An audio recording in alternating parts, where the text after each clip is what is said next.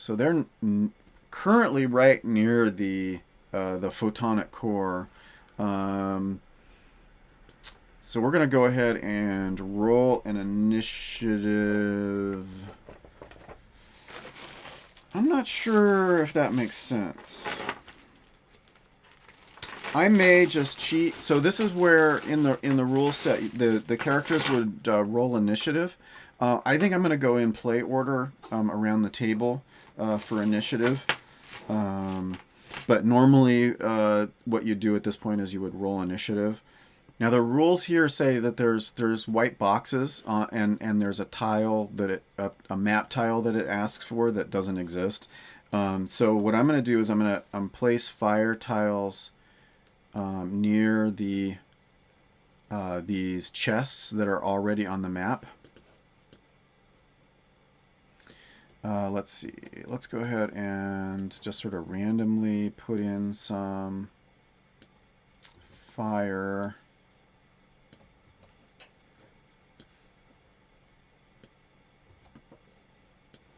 One fire for each of these chests. And we'll put that on there.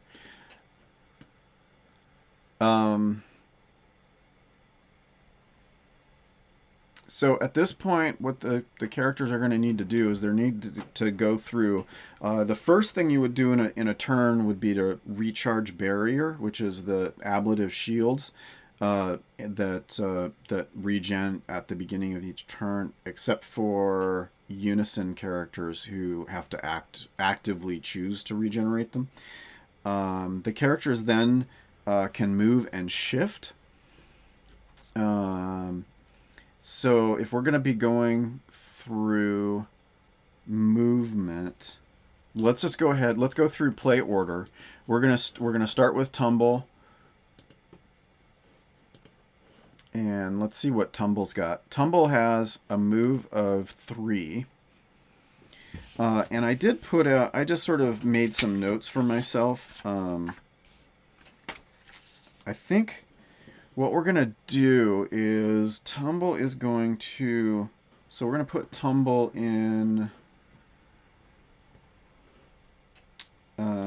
orange to start, I think.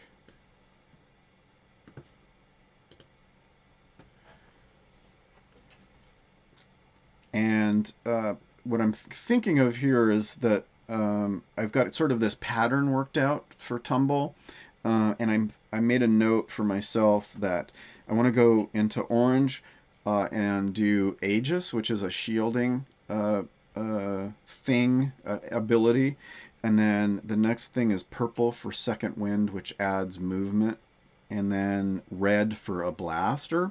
And that would be a good sort of set of skills sort of in sequence to do. There's so many different things that they can do that I was thinking like each one of these is sort of a buff. So Aegis buffs the barriers for certain characters, and Tumble sets sets traps, things that are triggered. They're not necessarily traps necessarily, as one would think of traps like, but things that get triggered. When a character is moves adjacent to or onto the tile in which the trap has been set. And Aegis increases barrier. The second wind increases move. And then the blaster is basically an attack. And so that's kind of what I think Tumble is going to try to do. So we're going to start Tumble in orange. And Tumble is going to think about setting up shield. So let's go ahead back to the map. And Tumble's move is 3. 1, 2, 3. 1, 2, 3.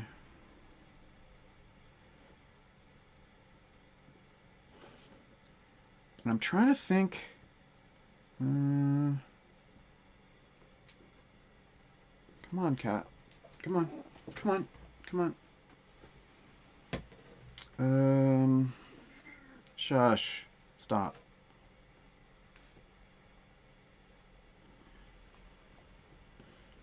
I'm not sure.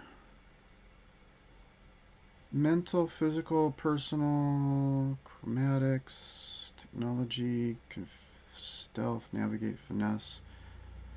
Thinking physical, maybe a force challenge. Stop it. Stop it. Okay, so tumble is going to move 1, 2, 3. And then I think for... We're going to do... so we did shift and move, and then a major and a minor action. Okay, so for tumble has a source charge, which is passive at the beginning. So we're going to add 1 source charge to tumble.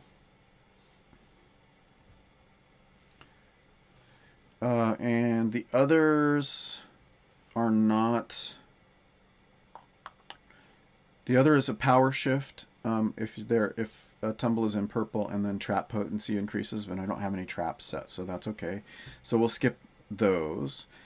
So we're gonna go ahead and do a attempt to put out that fire. It just says it requires a major action. So actually, what we're gonna do is with a range of 5. I'm trying to decide if I need to be right next to it. One of Tumble's 0 source charge abilities is a grappling hook. The other is a pop. To pop traps. Okay, I'm gonna sacrifice my major action in order to get 2 extra moves, and I'm gonna put that on. I'm gonna put Tumble on the supply crate. Searching the crate is a minor action, so I won't take a major action to put out the fire. But let's go ahead and put a... So that's an effort of... This is essentially effort, and it's a cumulative. So there's 4 points of effort on this one crate up there. Okay, so let's see. So we'll kind of do... So I'm keeping track with red, just regular old dice. So we're gonna do 4 cumulative effort on that one, and so I think we're gonna go ahead and go to the next player. So the next player is Jan, and Jan Jan is an Auroran, and I'm having difficulty figuring out what to do with all of these abilities. This is just insane. You always have 2 color realm markers. For health and above, what's health? 24. So Jan has 4 color markers to use. 2 to start with, and then for every 6 health above 12, so 18 and 24, and so on, the character gains an additional color realm marker, and that is dependent on current health. So I have 4 color markers for Jan to put in. So barrier, damage rolls, barrier, move, health, piercing, or range. I'm going to put move. Move is 2, and then 4. So Jan, 1, 2, 3, 4, 5, 6. 1, 2, 3, 4, 5, 6. And then a range of 5. Okay, so I'm going to put 2 markers in yellow for movement, which is going to add 2 to Jan's movement. And then I'm going to put 2 markers in red for the major action of suffocate. And suffocate, it deals damage within the color range, and then the markers add 1d8 for 2 markers. Now, what I'm going to say is suffocate obviously is making it so they can't breathe. So I'm going to actually have that count as a way to get rid of fires. So let's go ahead and do that. We're gonna switch over to for here. We're gonna put 2 in. What did I say? 2 in red.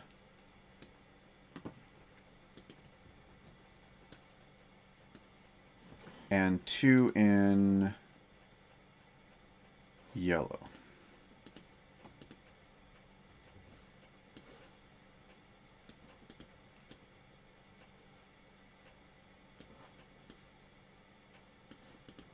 And I pretty much need at least 2 markers in order to do either of those. So that's going to be great. Okay, so that's excellent. Let's go ahead and switch back to play. Jan has a movement of 2 plus 2. 1, 2, 1, 2. And then a range of 5. 1, 2, 3, 4. 1, 2, 3, 4. 1, 2, 3, 4. 1, 2, 3, 4. Okay, so actually, yeah. Jan has pretty good distance. But I'm going to actually move Jan onto this one. And for a major action, we're going to snuff out the very farthest fire. So we're going to snuff out that fire.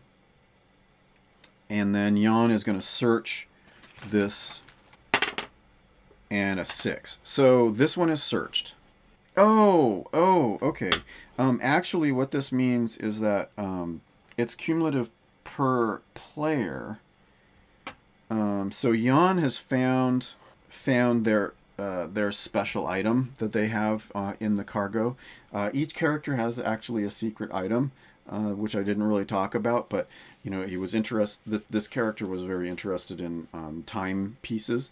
So Jan seems to find within there's some sort of strange sort of timepiece of some kind that Jan finds within this container and pulls it out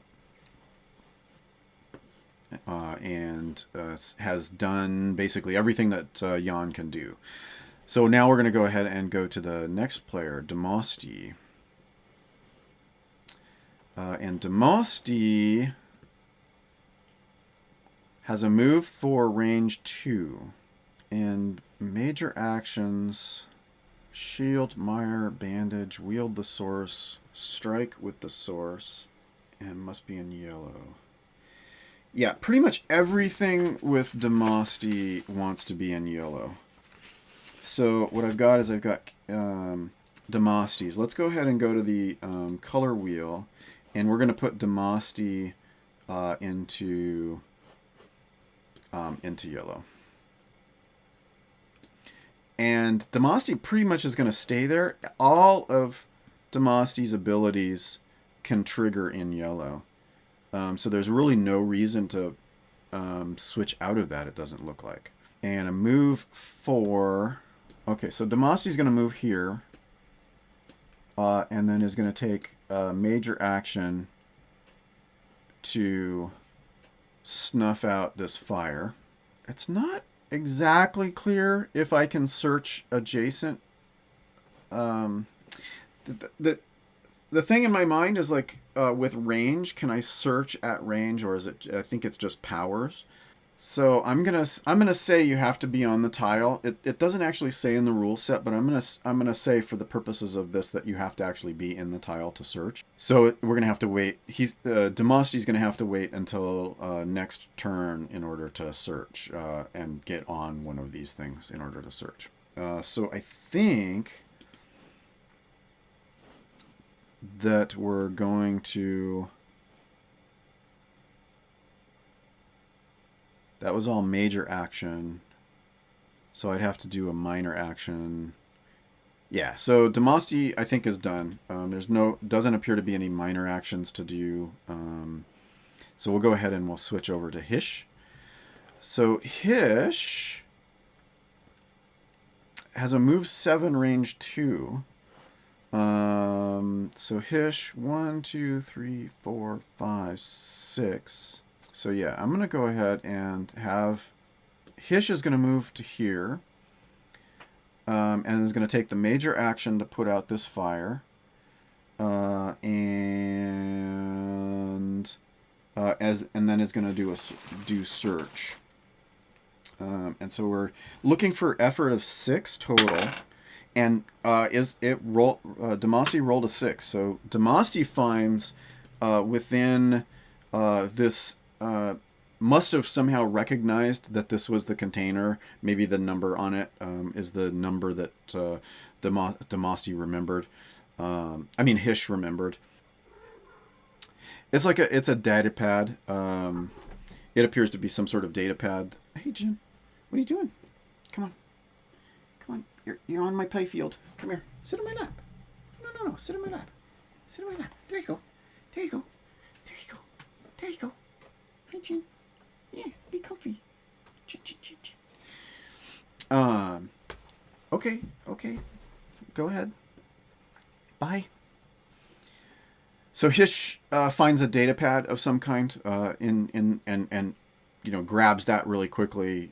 Clearly, it was something that was important to Hish, and Hish has managed to put out a fire and do that. So that's great. That's Hish's action. Let's go ahead and go to Almery. Jen, what are you doing? You went in a big circle. Now you're on the other side of the desk.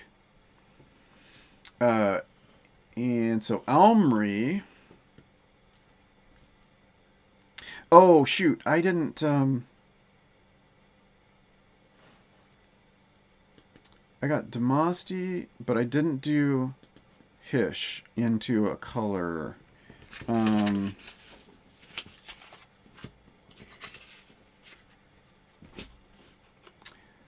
What? No, that was Hish, right. Demosty didn't get to search. So Hish found their thing. And Hish is going to go into blue on the color wheel. And almost all of the abilities that I'm going to use probably... blue for Hish is useful for flank, which is basically like a roguish sneak attack. If the enemy is engaged with another character, there's a bonus to hit. Sharpen and is increases damage. Sharpening increases piercing damage, and then there's assessment, which is a major action that is useful in conjunction with flanking. What assessment does is it marks one character within range at the end of the next turn. Until the end of the next turn, all damage against that character deals 2d6 back. So it's a reactive damaging. So you can use assessment to make the character Skin of Thorns or whatever it is. Stop that.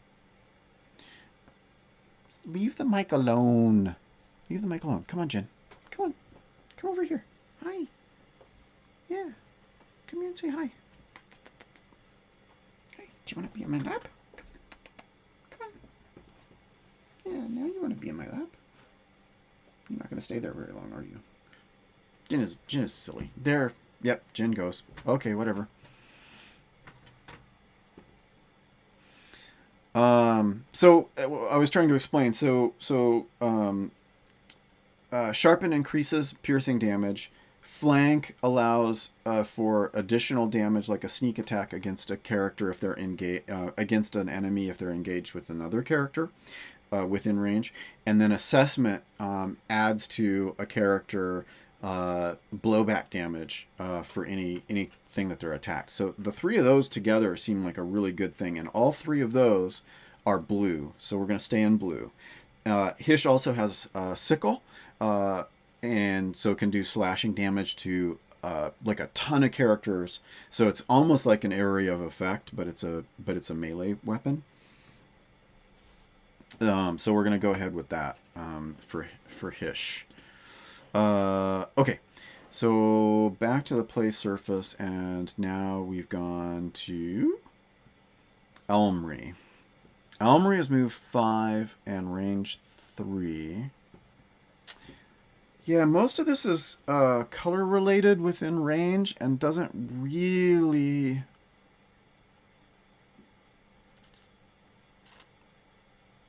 None of this is really all that...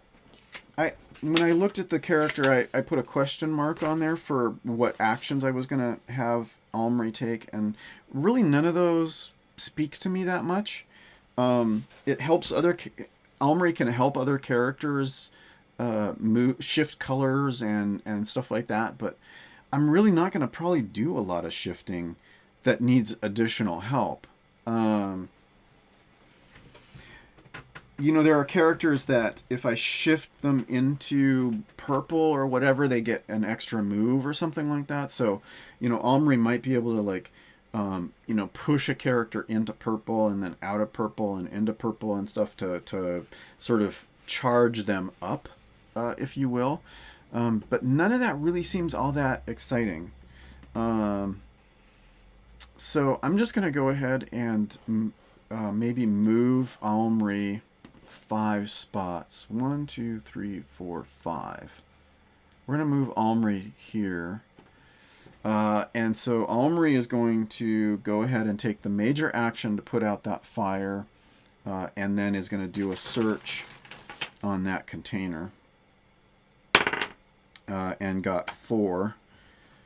So we'll need to search. That was not the container in which Omri's stuff is.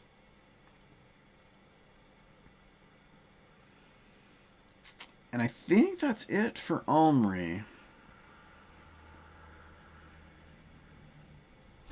Now, Vio is a bot, and this is going to be interesting because there are 2 separate parts for Vio. And it's going to be a little bit weird trying to figure this out. So Omri, each bot has a move 5 and range 3. And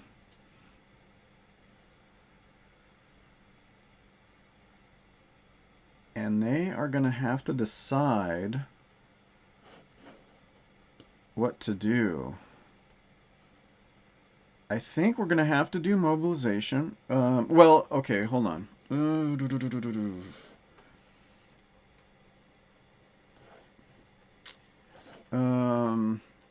Now, what I have written for Vio is I have red for blaster, green for reinforce, and P for overclock. Now, blaster is a blaster turret major action that deals 1d6 damage, and reinforce increases health, and overclock increases move or range.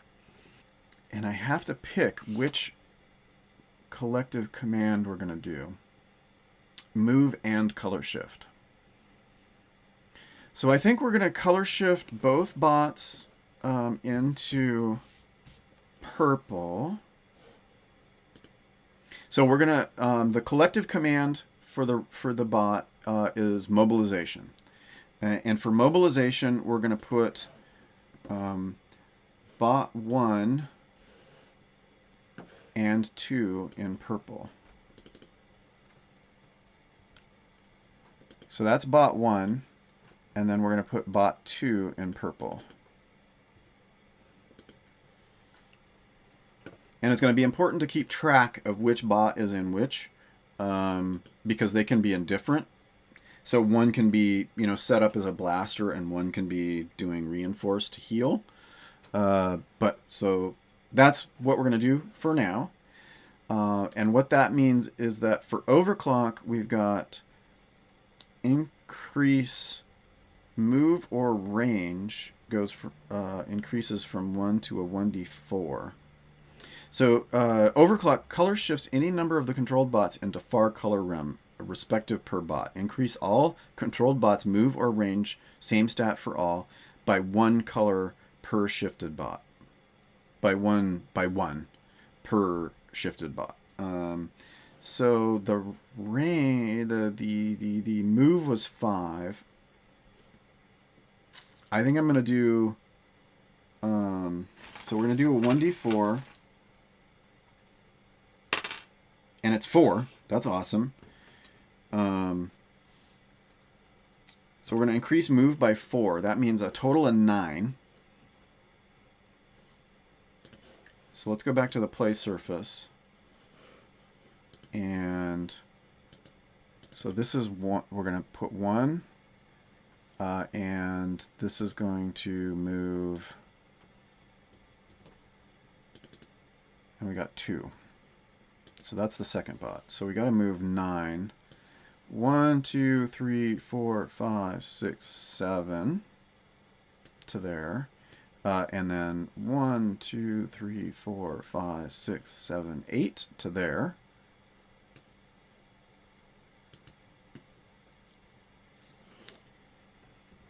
And I think that's all I can do. No, I can do minor actions. No, I can do one minor action. I'm okay. I'm a little confused on whether the unison character species can do minor actions along with any of the. So assessment command is one of the collective commands. There's three collective commands. The one is assessment, and assessment says you can also perform one minor action with any one controlled bot. So it seems like that would suggest to me that the other two commands that you can't do a minor action. Engagement allows me to do a major action for each bot. Mobilization is all controlled bots can move and color shift independently. Yeah, so I'm going to say the unison can't do a minor action. That seems to be the suggestion. So I may be wrong, but I think that I have to do assessment in order to do a minor action. So that means this character is done for this turn. So we're at the top of the roster, and what happens now is that Slathic kind of nods like, yeah, okay, you did an okay job, but not great. Each fire is going to spread to an adjacent square, and that only happens this one time. So we're not going to end up with a wildfire, but we do get extra fire that we have to put out. Okay, so this is turn 2, or round 2. So we're at the top of the roster. So let's go ahead with Tumble, and Tumble still needs to find their thing with a move 3. I'm going to go ahead and move. I'm actually not going to move 3. I'm going to move there. Well, 1, 2, 3. We're going to go around. So we're going to go around to the back, just so that I'm out of the way. Because technically characters aren't supposed to be able to enter the same tile unless they have a specific, like they're a unison character that can occupy the same tile. So I wanted to move Tumble out of the way. Tumble is going to move there, increases charge to 2. Color shift is 2. Where was Tumble on the thing? So I put Tumble in orange, which was Aegis. We're not going to take a major action. Let's go ahead and shift Tumble to purple. And that's going to increase Tumble's movement and range by 1.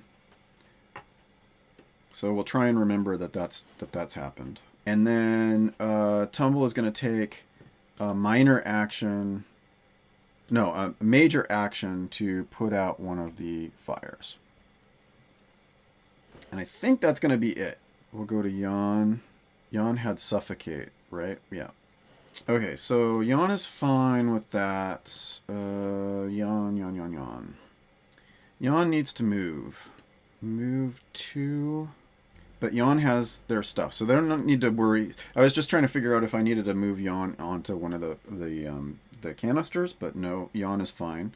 So Yawn is going to go ahead and move off of there over to here. And with a range of 5, there's pretty much any of these fires Yawn can take care of. So we're going to go ahead and get one of these, which is 4 away. So we're going to go ahead and use Suffocate to snuff out one of the fires. And I think that's going to be it for Yawn. Yeah, okay. So next up in the roster, so that was Yawn. Sorry, I think I had the wrong character up. So then we're up to Demasti, the Rigund, who had...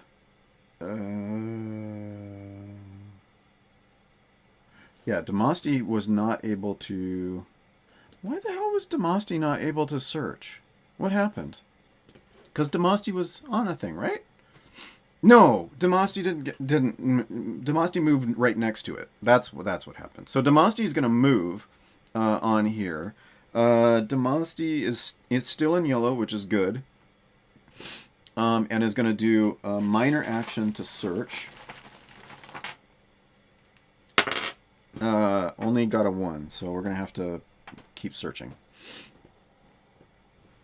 Okay, so I think that's everything for Demosty, right? Okay, so, and then we go Hish. Next player up is Hish. And Hish found everything that Hish needed to do. So Hish is going to move. Let's go ahead and move Hish over here. And Hish is going to take a major action to put out the fire. And Hish is in blue, which is where we want Hish to be. And so that's, I think, everything that Hish needs to accomplish this turn, this turn. On Hish's turn, this round. Okay. And Almri is next. Almri only got 4, so Almri does need to move 5. 1, 2, 3, 4, 5. So Almri can move 5 to this up here. Yeah, I'm not super excited about the Tace species. Background buffing and moving doesn't... I mean, it seems... It might come in handy, but it doesn't seem like super useful to... Everybody seems to be able to move to the color that they need to be in. So I'm not feeling like, oh gosh, if I only could move 2 extra, color shift 2 extras. So Almri is going to go ahead and roll some extra. So that's 5. So that's enough accumulation so that Almri has found, appears to find a data pad within this storage unit and has successfully found their thing, their item. And that's really it. I don't really have anything else that I need or want to do in particular with this character. Okay. So Almri out, and then VO. So VO, the collective activity is going to be assessment. And we're going to roll to try and find our stuff. Assessment allows the character to regenerate the barrier and also take a minor action. And that was a 6. Wow, that's awesome. So VO has found within one of these, it was bot 1 up at the north. VO found a data stick in the storage unit and was able to collect that. And all of these characters are, grabbing other supplies too, but they're clearly searching for something that they had in storage and needed to find. And now we're back up to the beginning of the roster. So the fires don't spread, but as this round ended, in the southeast corner of the map, from that direction, there's a howl. And there's another howl from the northwest corner. And so we're going to have to do biology checks. And each character can do a biology check. We'll go with Tumble first. Biology is a 1d8.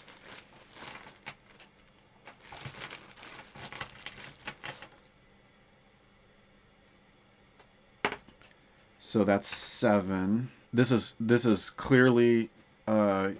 has a pack of Kendari wolves is approaching, and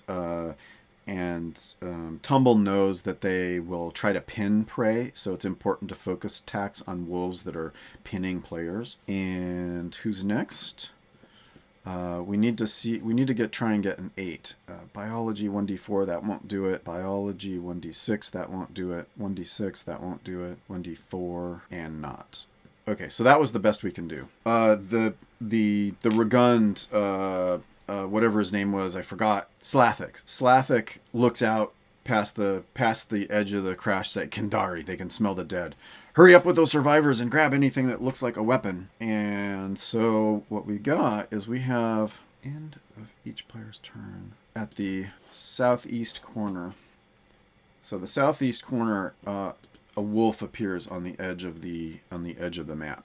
So a Kandari wolf appears on the southeast edge of the map, and it's a large, shaggy wolf, and clearly has been drawn by the crash site. It's got coarse gray hair and dried, blood-caked muzzle.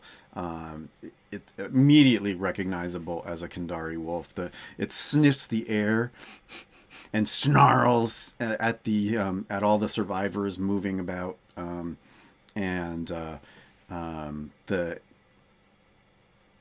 this Kandari wolf, its hair stands taut on its back and bares its teeth, and gets ready to lunge and run for the nearest player, which is looks like Demasti. And Demasti has a move of 5.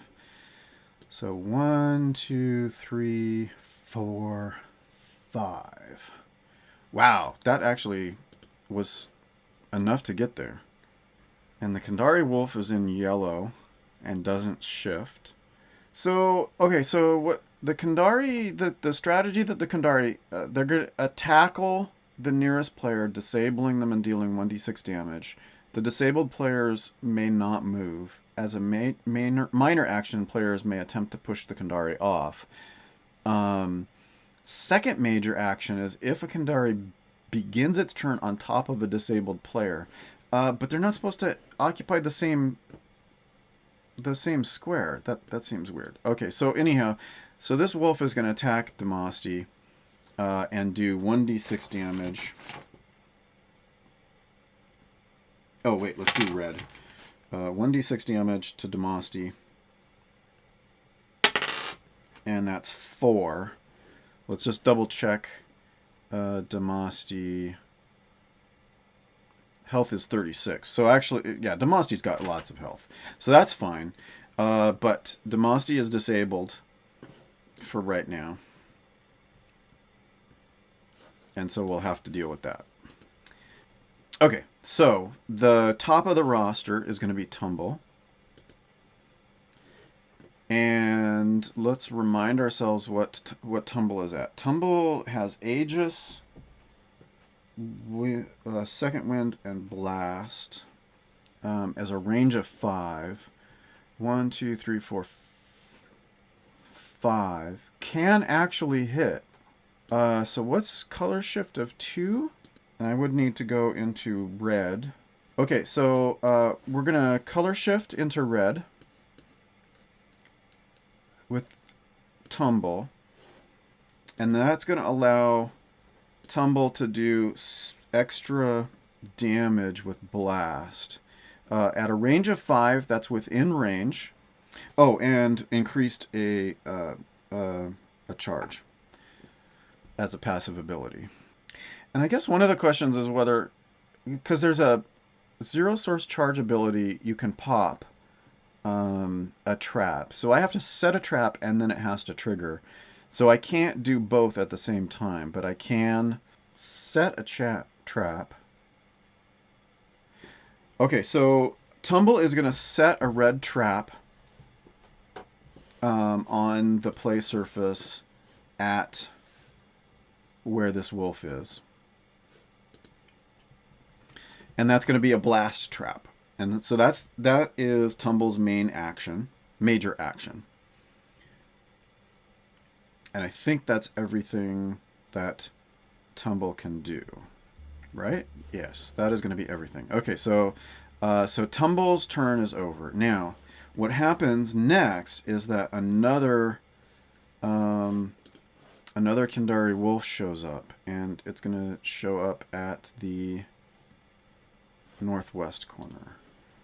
So Kandari wolf is going to show up here at the northwest corner with a move of 5. 1, 2, 3, 4, 5. We're going to say that the Kandari wolf moves to here and seems to be going towards Jan. And then so Jan's up. What can Jan do? Divided, suffocate, harden, gain barrier, animate, move, gain health, pierce, suffocate seems to be the right thing. We've got color shift of 2. I can get all of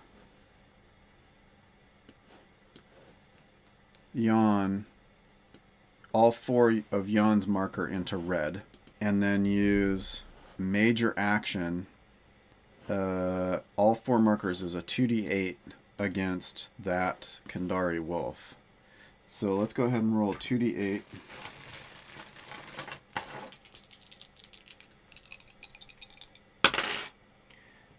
And that is 12. And I think that is going to zap the crap out of that Kandari wolf. Yeah, that Kandari wolf is now dead. So Jan was actually really effective at getting rid of that Kandari wolf. That's cool. And I think that is everything that Jan can do. So we'll go ahead and do that. And now it is Damasti's turn. Now Damasti has a Kandari wolf on top. And what we want to do is try and figure out the best way. Can we do a force? 1d8?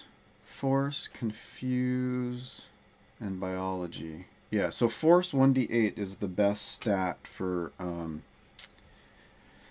Damasti. So Damasti's going to do that. Try to push the Kandari off by force. Roll a 5, only needed force 3, so that forces the Kandari wolf off and pushes it onto the trap. And so I'm going to say that counts as moving onto or adjacent to that trap.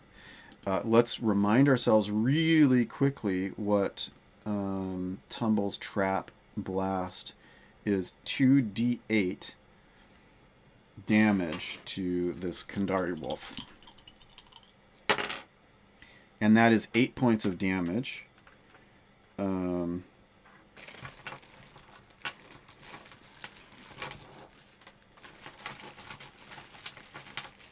I really need to get a bunch of red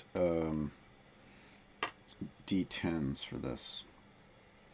So that is 8 points of damage. So that wolf is definitely not long for this world. And we'll remove that trap. I think I may have screwed that up. I think there should be one more wolf now, but I screwed up. But okay, so we're gonna go for it now. Damasti is done. We're gonna add one more wolf comes in from the southeast, and 1, 2, 3, 4.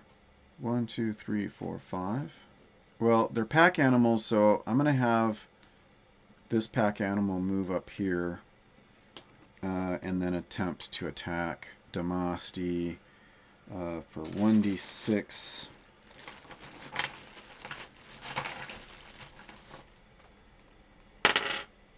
And that's an extra 3.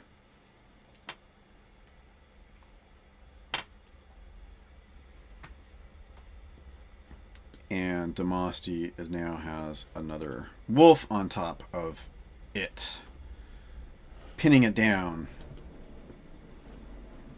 And so the next character up is Hish.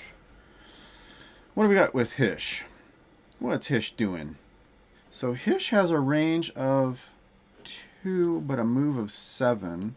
1, 2. So I think Hish is going to move up to here. 1, 2, 1, 2. And sharpening is blue, increases piercing damage by 1. Sickle is not really piercing damage, but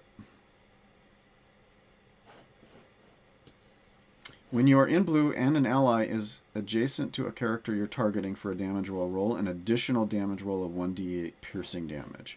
So that's 1d8 plus 1 for each of those. And the sickle weapon deal 1d8 damage to all adjacent characters. Oh, I guess he has to move up here. He has to move up here. Okay, so he's going to move...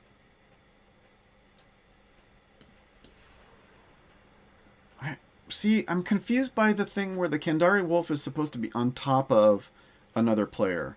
Yeah.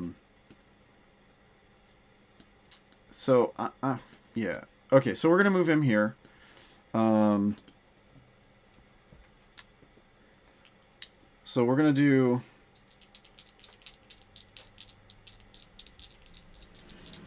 And now, see, the other part of the question is, does the sickle damage that prone character? I'm going to say no, just because it seems weird. But we're going to go ahead and do 1d8 damage plus 1d8 plus 1. So 2d8 plus 1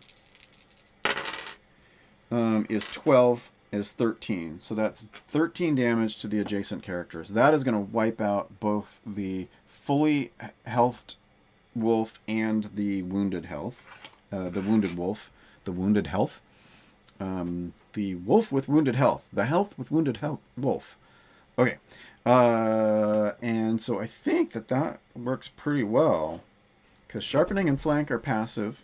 And then that was the major action. So that worked really well. But another wolf shows up at the northwest. And 1, 2, 3, 4, 5. So 5.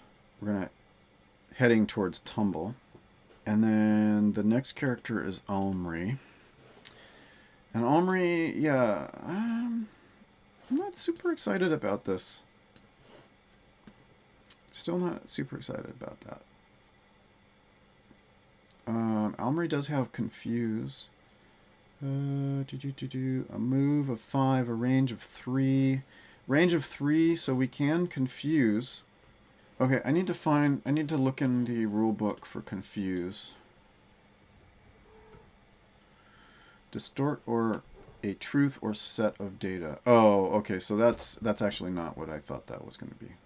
Fortitude, demoralize. It would be like demoralize or something like that. Would be to scare that creature off. Okay, so I'm gonna skip that. That's not something useful.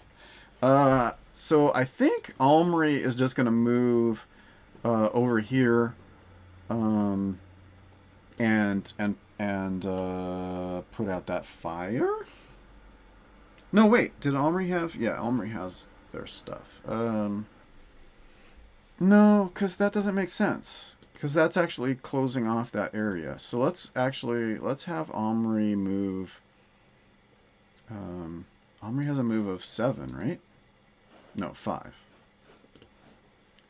1, 2, 3, 4. Let's get Omri back here. Out of the way.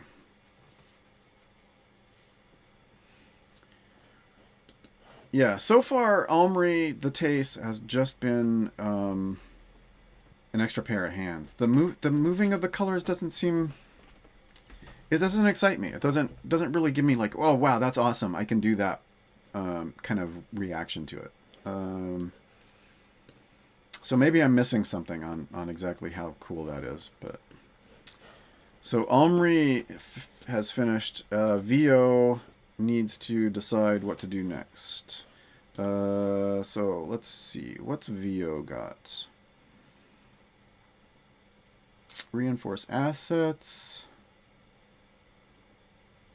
Slice, overclock, blaster turret. What's range? Range is 3.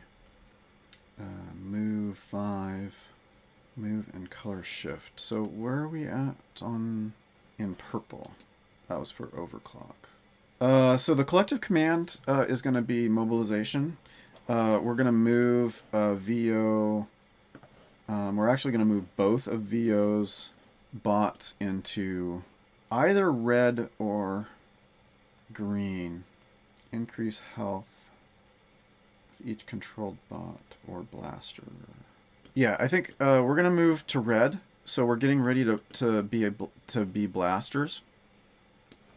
Let's get this a little bit more organized.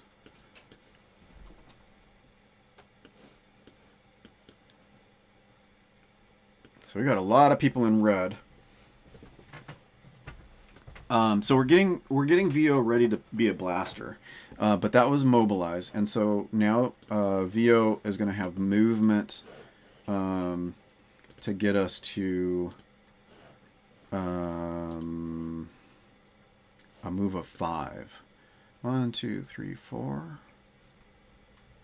And what's the range? Range of 3?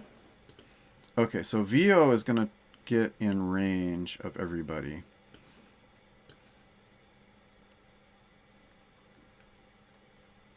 And get ready to use blaster on the next turn. Okay, and so that's the end of VO's turn. So one more of these wolves comes in. Let's go ahead and have it come in from the southeast. And it's going to go 1, 2, 3, 4, and attack Hish for 1d6. Is only 2, and that's going to pin Hish. Yeah, okay. So that's that. And that means this wolf gets to move. No, wait. That one already moved. Okay, so we're good. We're good. That one moved when it came in. So we're at the top of the roster. Tumble is going to gain a source charge. Yeah, all of these traps are not instant action. That's kind of tough. So we're going to actually use three source charges to set a scatter shot trap. And the scatter shot trap is going to go into this square here. And it will do 2d6 damage. And it can also do 2d6 to another character within 5. 1, 2, 3, 4, 5. Yeah, so that's a little too far. But it'll be enough to get that one. And then it's this wolf's turn. So the wolf is going to move to get into attacking Tumble, but is going to trigger that 2d6 damage.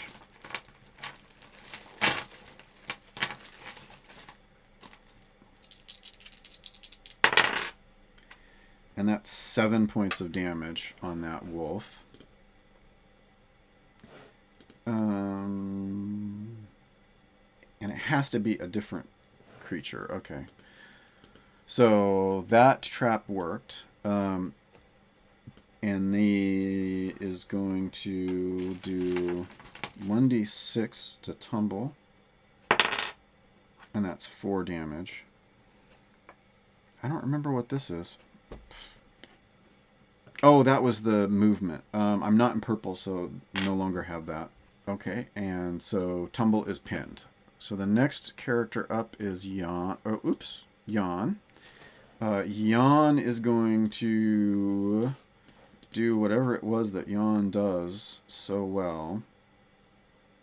Is suffocate. And we got 4 markers, so that's 2d8. We're going to go ahead and get that one that's on Tumble.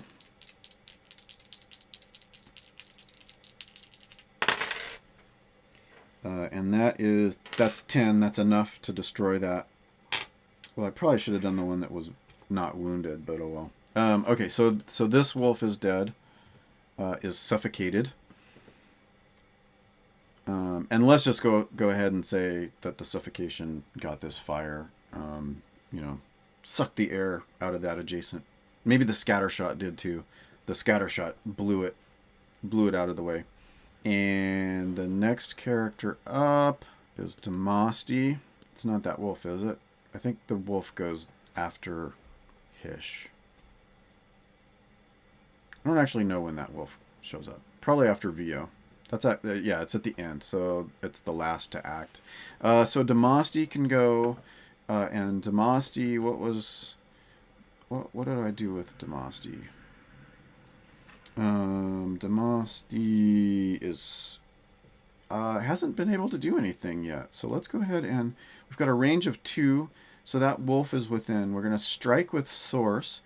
Demosty is in yellow on the color wheel. So we deal 1d12 damage against that wolf. So that's 7 damage to the wolf. Not enough to get it completely dead, but pretty good.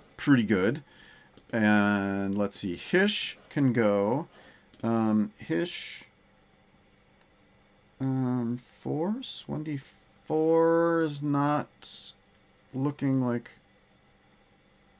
Confuse? No. Biology? 1d6? Oh, let's go with biology, I guess. As 1d6. We gotta get a 5. We gotta get past 5. We gotta get... Oh! And it was a 6! So actually, that... Wow. So Hish manages to push the wolf off as a minor action. And so that means that... Hish can use, it says to all adjacent characters. I don't know.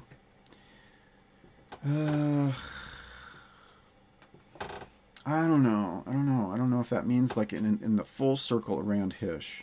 Everybody's got a lot of health though.